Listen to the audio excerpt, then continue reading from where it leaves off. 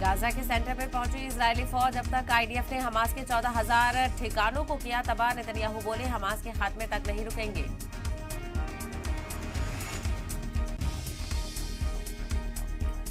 Assembly में खवातीन पर नीतीश के बयान की तेजस्वी की हिमायत मिली। बीजेपी ने नीतीश के खिलाफ खोला मोर्चा। गिरिराज सिंह बोले जहनी तवाजुन खो बैठे हैं नीतीश।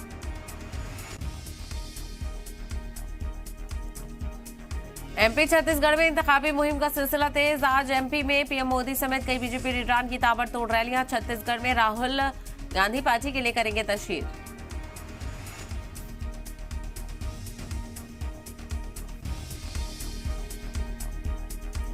तेलंगाना में पीएम का कांग्रेस बीआरएस पर हमला। कहा कांग्रेस बीआरएस में 3 चीजें कॉमन है, कुनबा परवरी, बदुनवानी और तस्कीर।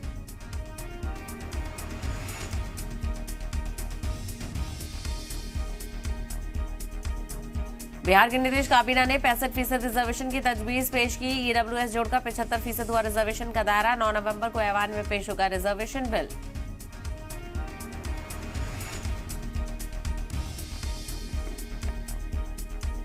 पंजाब के रूपनगर में देर रात महसूस किए गए जलजले के झटके। रिएक्टर स्केल पर जलजले की शिद्दत 3.2। रात करीब 1:15 बजे महसूस हुए झटके।